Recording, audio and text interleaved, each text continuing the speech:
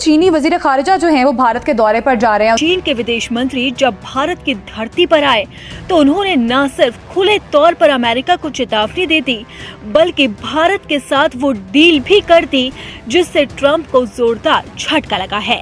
देखिए, एक तो ये है कि ये सिग्नलिंग है यूनाइटेड स्टेट्स को। तो चाइनीज फॉरेन मिनिस्टर इंडिया आ गए हैं। सुना है कि इंडिया चाइना पार्टनरशिप पे अमेरिका परेशान हो रहा है बहुत ज्यादा कि भाई ये क्या हो रहा है। और फाइनली चाइना ने भारत को चुन लिया। चीन के वजीर खारजा का 2 रोजा दौराए भारत। फिक्रमंद तो हमें हो जाना चाहिए कि अगर चाइना जो है वो भारत के नजदीक हो जाएगा तो हो सकता है कि फिर हमें वो अमेरिका की तरफ जाता देख के हमारे साथ कोई टर्म्स खराब हो जाएं। इसका इफेक्ट एक्चुअली पाकिस्तान पर क्या पड़ सकता है, पाकिस्तान चाइना की दोस्ती पर क्या पड़ सकता है। चीन के वजीर खारजा वांग यी की भारतीय हममनसब जयशंकर से नई दिल्ली में गुफ्तगू। वांग यी ने कहा कि चीन और भारत को दुरुस्त स्ट्रेटेजिक मुफाहमत कायम करनी चाहिए। एस जयशंकर से मुलाकात के दौरान उन्होंने आश्वस्त किया कि चीन रेयर अर्थ मिनरल, फर्टिलाइजर्स और टनल बोरिंग मशीन का समाधान निकालने में भारत की मदद करेगा। क्या वो मुआहदा आगे चलकर चाइना और भारत की जो दोस्ती है उसको बहुत ज्यादा बाउंडिंग में ले आएगा, बहुत ज्यादा स्ट्रॉन्ग कर देगा। इन दौरों की क्या अहमियत आप समझते हैं और क्या मकासद आप समझते हैं कि इन दौरों के पीछे हैं? इसकी अहमियत बहुत ज्यादा है और पाकिस्तान की भी इस दौरे पर नजरें हैं। चाइना ने भारत को इस वजह से तो अपने नजदीक नहीं किया कि अब पाकिस्तान जो है वो अमेरिका की तरफ ज्यादा डाइवर्ट हो चुका है। अमेरिकन परेशान हो गए हैं कि इंडिया जो है वो पहले रशिया के करीब था, अब चाइना के भी करीब हो।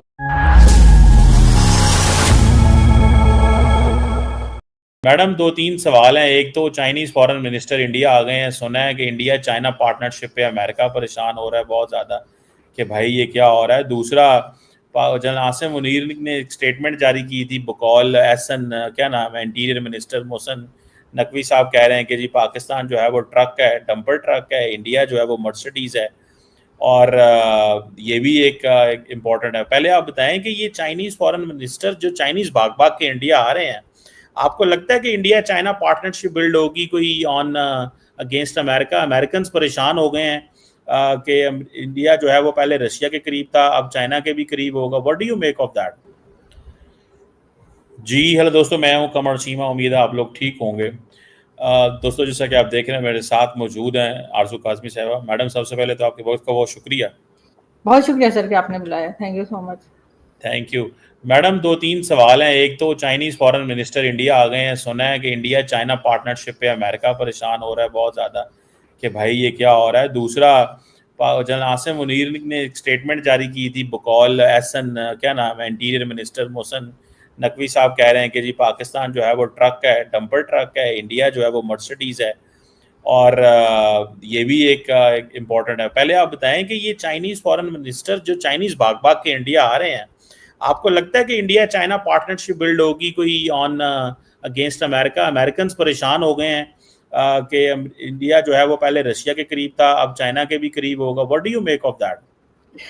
सर, एक तो उनके बारे में ये भी सुनने में आया कि शायद वो भारत के बाद पाकिस्तान का भी विजिट करेंगे उनके फॉरेन मिनिस्टर, लेकिन पता नहीं आएंगे या नहीं। लेकिन अच्छी बात है अगर भारत के साथ उनके टर्म्स बेहतर हो रहे हैं। और इससे पहले भी आपको याद होगा कुछ अर्से पहले भी वो हिंदी चीनी भाई भाई वाला नारा भी लगा करता था, तो शायद उसी तरफ दोबारा जा रहे हैं। और जाहिर है अमेरिका ने जो कुछ भारत के साथ किया है या जिस तरह से टैरिफ की और बाकी चीजों में टेंशन उनकी बनी है, तो इस वजह से जाहिर है वो चाइना और भारत साथ हो गए होंगे। क्योंकि जब पीएम मोदी को अगर आप देखें तो वो बिजनेस पे ज्यादा ध्यान देते हैं। उनका ना तो वॉर की तरफ कोई खास होता है जो हमारे यहाँ होता रहता है ना कि हमने अटैक करना है तो हमने ये कर देना है, गजवा हिंद कर देना है, उस तरह की चीजें नहीं होती। सर, वो पैसा बढ़ाने में ज्यादा इंटरेस्टेड रहते हैं क्योंकि जाहिर है कि गुजराती फैमिली से बैकग्राउंड, उनका जो बैकग्राउंड है वो गुजराती फैमिली से है। और गुजराती जो हमारे यहाँ है पाकिस्तान में, वो भी बिजनेस कम्युनिटी के लोग हैं और बड़ा अच्छा काम करते हैं। तो शायद इस वजह से उन्होंने सोचा होगा कि लड़ लड़ के क्या होगा। और वैसे भी फिक्रमंद तो हमें हो जाना चाहिए कि अगर चाइना जो है वो भारत के नजदीक हो जाएगा तो हो सकता है कि फिर हमें वो अमेरिका की तरफ जाता देख के हमारे साथ कोई टर्म्स खराब हो जाए। क्योंकि अमेरिका और चाइना की भी नहीं बनती, लेकिन भारत के साथ अगर चाइना की बन रही है तो डेफिनेटली बहुत से अब नई चीजें और नए चेंजेस आता देख रहे हैं हम लोग। ये बात तो है। लेकिन मैडम आप ये समझती हैं कि इंडियंस कारोबार करना चाहते हैं, लेकिन इंडियंस एग्रेसर भी तो हैं, वो हमले भी तो करते हैं। आप मोदी साहब जब से पावर में आए हैं 3 हमले वो पाकिस्तान पे कर बैठे हैं, फॉर्मली 3 हमले। ठीक है, तो इस चीज़ को ये भी तो लड़ना सिर्फ हम तो अपने दिफा में वो जिस तरह बल्कि मैं कोट कर ही देता हूँ कि जनरल आसिम मुनीर ने जो बात की है, तो हम तो वो बम्पर ट्रक हैं, पता नहीं उन्होंने मोहसिन नकवी ने कहा और इंडिया मर्सिडीज है, तो इसके ऊपर क्या कैसे बात करती हैं, समझती हैं, ये क्या चीज़ है जो मोहसिन नकवी ने आज डिस्कस की है।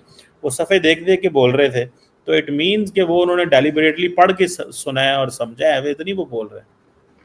नहीं सर, ये बात तो बिल्कुल इंडियन मीडिया भी कर रहा था कि जो फील्ड मार्शल साहब ने बात की, क्योंकि वीडियो तो उसकी कोई अवेलेबल है नहीं उस बात की, लेकिन ये जरूर है कि स्टेटमेंट्स आ रही हैं। और जहां तक आपने जो बात की कि इंडिया ने 3 बार हमले किए, तो तीनों बार इंडिया ने हमारे यहाँ जो टेरर कैंप्स हैं उन्हीं को उड़ाने की बात की।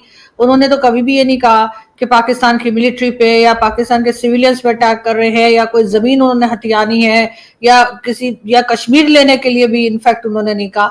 उन्होंने हर बार यही कहा कि जी टेरर कैंप्स हैं पाकिस्तान में जो कि जहां से लोग निकलकर हमारे यहाँ आ रहे हैं और हमारे यहाँ परेशानी कर रहे हैं, उनको उड़ाने के लिए उन्होंने हर बार अटैक किया। तो इस बात का तो हमारे पास कोई जवाब होता नहीं। हम कहते हैं नहीं जी हमारे ऊपर अटैक क्यों कर दिया। अगर हम जो कार्रवाई भारत कर रहे हैं अगर वो हमने खुद ही कर ली होती तो उनको इस किस्म के अटैक करने की जरूरत ही नहीं थी। और अगर किए है तो अगर हम भी पलट के, जैसे मैंने पहले भी कहा था कि हम भी भारत पर अटैक कर दें और कह दें कि जी टेरर कैंप है, लेकिन वहां पे क्योंकि हमारे पास कोई बात ऐसी नहीं है, कभी हमने कहा ही नहीं कि भारत में टेरर कैंप्स हैं या भारत टेररिज्म कर रहा है, तो इसलिए हम कुछ कर नहीं पाते। जहां तक फील्ड मार्शल साहब की स्टेटमेंट की बात है, बिल्कुल मोहसिन नकवी साहब का भी आज स्टेटमेंट सुबह से ट्विटर पे घूम रहा है और वो यही कह रहे हैं कि जी चमचमाती मर्सिडीज है। तो वो यहाँ पर सर बिल्कुल वो हमारा एक जो माइंडसेट है ना कि दूसरे की अगर कोई चीज अच्छी है या वजह उसके जैसा बनने की या अपने पास भी करने की, हम उसको खराब कर देते हैं। इस स्टेटमेंट से मुझे तो ऐसा ही लग रहा है कि जी वजह क्यों आप किस लिए उनकी मर्सिडीज खराब कर देंगे। और जो आपने अपने आप को एक समझे, जो बोला जाता है कि कचरे वाला ट्रक, अगर मैं उसको ट्रांसलेट कर पाऊं वो कहे, तो फिर तो क्या हम लोग कचरा सेठ तो नहीं बन गए कहीं।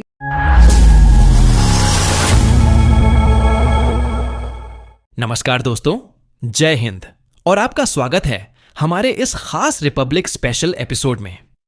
आज की चर्चा में हम बात करेंगे भारत और चीन के बीच हाल ही में हुई एक महत्वपूर्ण राजनयिक मुलाकात की, जिसने एशियाई राजनीति और व्यापारिक समीकरणों में नई हलचल मचा दी है। दरअसल बीजिंग से भारत आए चीनी विदेश मंत्री की इस यात्रा को लेकर अंतर्राष्ट्रीय स्तर पर भी काफी उत्सुकता देखी जा रही है, क्योंकि इस दौर में जब वैश्विक शक्तियां अपने अपने हित साध रही हैं, तब भारत जैसे उभरते राष्ट्र की कूटनीति और रणनीतिक सोच बेहद अहम हो जाती है। यह मुलाकात ऐसे समय पर हो रही है जब अमेरिका और भारत के बीच टैरिफ को लेकर तनातनी की खबरें लगातार सुर्खियों में रही हैं, और इसी के बीच चीन ने एक तरह से दोस्ती का हाथ बढ़ाकर भारत को भरोसा दिलाने की कोशिश की है कि भविष्य के सहयोग में कई नए अवसर खुल सकते हैं। भारत की 3 प्रमुख चिंताओं, कच्चे माल की उपलब्धता, उर्वरक आपूर्ति और इंफ्रास्ट्रक्चर निर्माण से जुड़ी आधुनिक तकनीक को चीन ने दूर करने का आश्वासन दिया है। यही वजह है कि चीन अब भारत को रेयर अर्थ मेटल्स, उर्वरक सप्लाई और टनल बोरिंग मशीन्स उपलब्ध कराने पर सहमत हो गया है।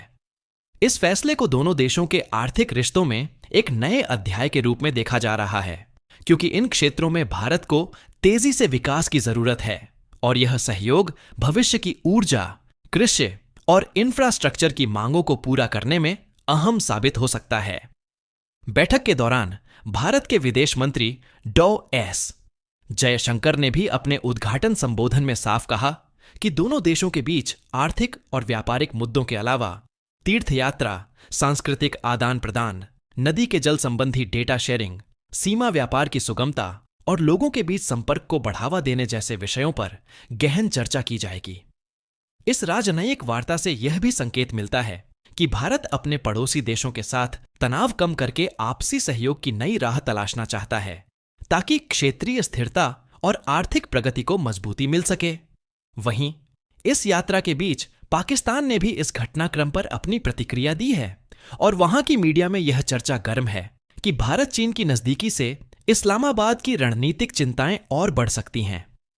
गौरतलब है कि भारत हमेशा से स्पष्ट रूप से यह कहता आया है कि उसका उद्देश्य किसी तीसरे देश के खिलाफ गठबंधन बनाना नहीं है, बल्कि पारदर्शिता और आपसी विश्वास पर आधारित रिश्ते विकसित करना है। यही कारण है कि चाहे बात रूस की हो, अमेरिका की हो या फिर चीन की, भारत ने हर मंच पर अपनी स्वतंत्र विदेश नीति और राष्ट्रीय हितों को सर्वोपरि रखा है। आज का भारत न केवल रक्षा और तकनीक में आत्मनिर्भर बनने की दिशा में आगे बढ़ रहा है, बल्कि वैश्विक कूटनीति में भी एक निर्णायक शक्ति के रूप में उभर रहा है। इस मुलाकात के नतीजे क्या होंगे, यह तो आने वाला समय बताएगा, लेकिन इतना तय है कि भारत ने यह संदेश जरूर दिया है कि वह किसी भी शक्ति का दबाव झेलने वाला देश नहीं, बल्कि बराबरी के आधार पर रिश्ते बनाने वाला राष्ट्र है। दोस्तों, यह बदलाव सिर्फ एक समझौते का हिस्सा नहीं, बल्कि आने वाले वर्षों में एशिया की राजनीति और अर्थव्यवस्था के नए समीकरण गढ़ने की शुरुआत है। ऐसे में यह देखना दिलचस्प होगा कि भारत अपनी कूटनीतिक चालों से कैसे न केवल अपने हित सुरक्षित करता है, बल्कि विश्व मंच पर भी अपनी मजबूत उपस्थिति दर्ज कराता है।